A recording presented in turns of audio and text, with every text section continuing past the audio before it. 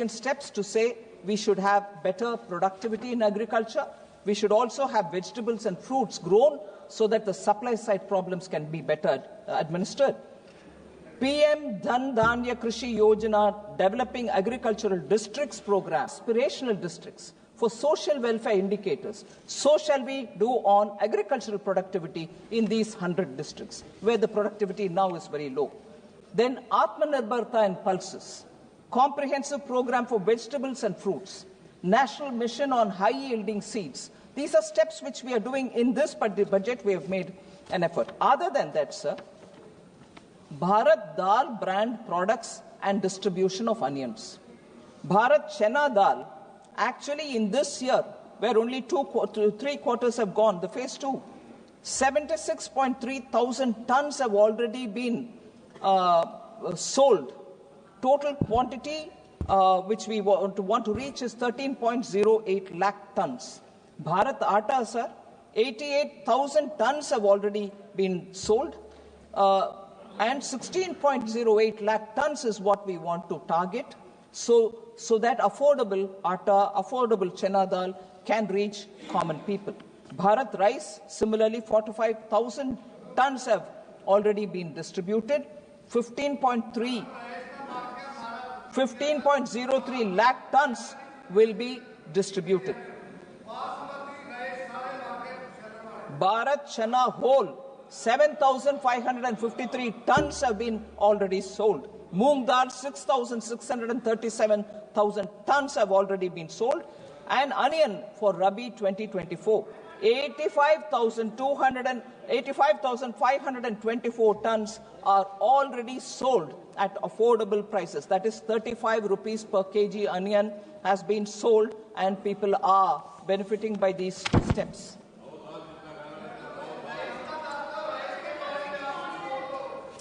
Sir, I want to come to the third point which people have raised, depreciation of the Indian rupee, on which several honourable members have spoken. I want to respond to that, sir.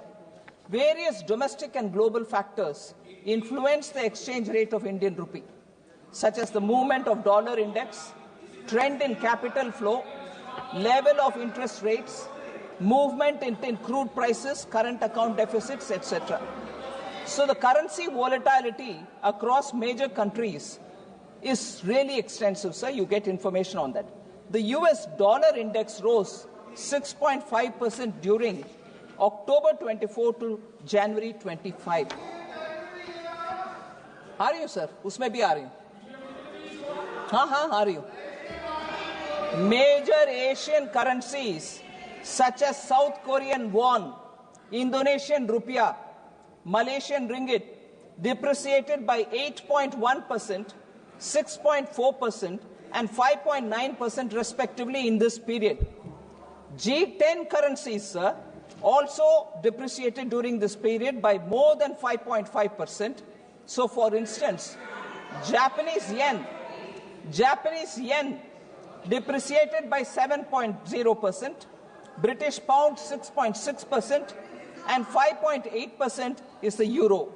So, this is even acknowledged. It might be helpful to quote this, sir, by the former RBI Governor Sri Raghuram Rajan, who even participated in the Bharat Jodo Yatra. Raghuram Rajan, sir, former RBI Governor, on 15th January 2025, this year January, said, and I quote, yes, I quote it. We'll quote all of them. No worries. Yes. I'll quote all of them in the context. Now, this is the context in which I want to quote it. Sir, have the patience to listen. You can always question me. You questioned almost for 3 days. I'm coming back to give my reply. Should have the patience and endurance to listen, please. Raghuram Rajan, sir, has commented, and I quote, thank you. The fixation, yes, thank you very much. The fixation, of course, is always with the rupee-dollar exchange rate. I'm quoting, sir. The fixation, of course, always is with the rupee-dollar exchange rate.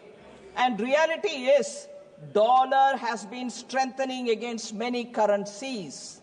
If you look at euro versus dollar, dollar could buy 91 cents in the euro at the beginning of last year, and now it buys 98.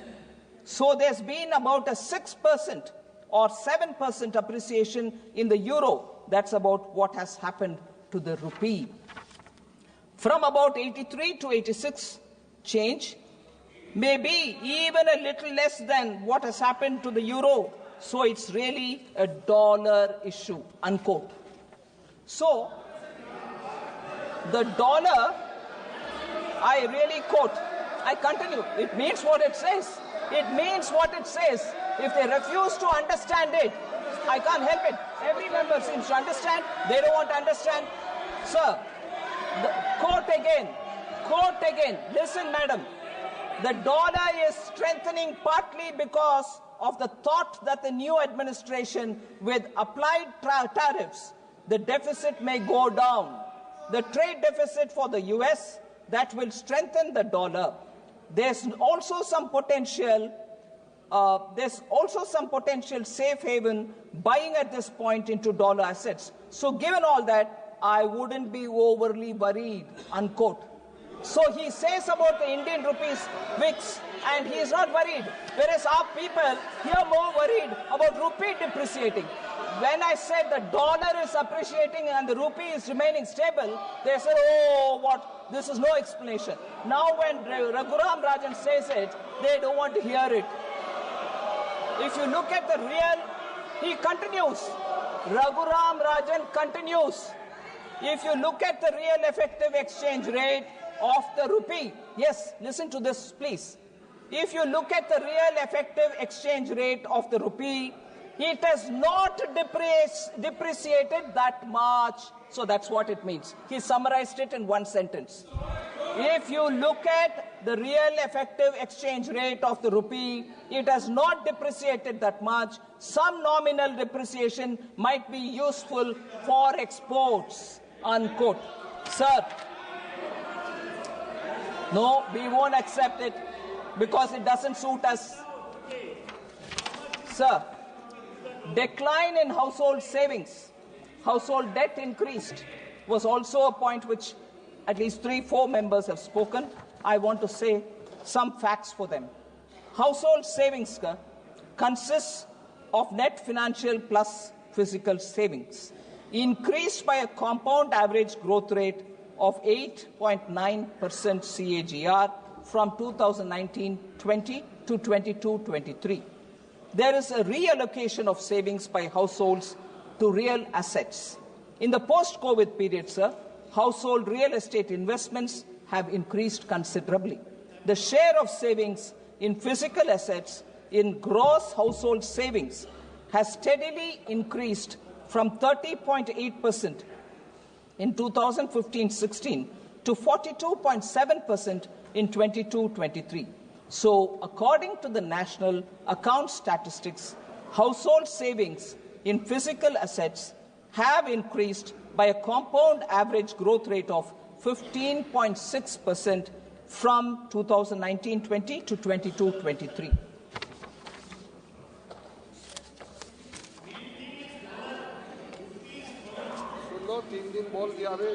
Sir, public spending slashed. I've addressed this issue a bit earlier, but I want to say this again.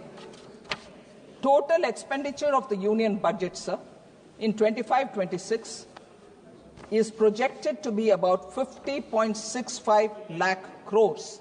Total expenditure in this budget is 50.65 lakh crores, which is higher by about 2.44 lakh crores and 3.49 lakh crores than 24-25 BE and RE of 24-25.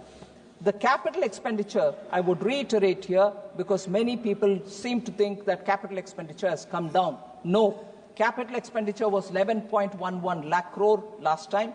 Now it is 11.21 lakh crore, so it has only gone higher. And as said earlier, the effective capital...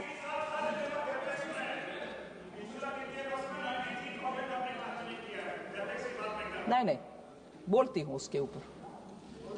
The effective capital expenditure for 25-26 is pegged at 15.48 lakh crores. The net additional spending, sir, the net additional expenditure, this is important, I'd like to seek the attention of the House. The net additional expenditure of 2.44 lakh crores, which is higher, that is, in BE 2025-26 over 2024-25, is mainly going to finance three major items. Interest payment, 1.13 lakh crores. Central sector schemes, 1.06 lakh crores. Centrally sponsored schemes, 0.35 lakh crores. Sir, we also, and I want this to be, again, with your indulgence, I seek honourable members' attention on this point. We also had the onerous burden of repayment of oil, fertilizer and FCI bonds raised during the UPA era.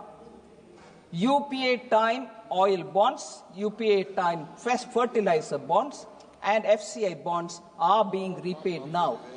This year and the coming year, the budget which is before us, we will be paying just the interest and not the principal amount. And what is the interest, sir? 24-25, the current year, 5,946 crore has just gone for interest on oil and FCI bonds taken during their time. Now, 3,524 crores will go for just the interest in 25-26 budget. Actually, what is the principal, sir? Just for the records, 24-25, the principal due is 44,701 crores. 25-26, the principal is 40,464 crores. So let's not forget debt considerations, worries about debt. Money is going for interest payments, sir. Professor should take cognizance of the fact. Sir, also, I just want to highlight, for instance, public spending outlays in health, education, social welfare, rural development have increased from 4.16 lakh crore to 5.54 lakh crores between 2021 to 25-26. So those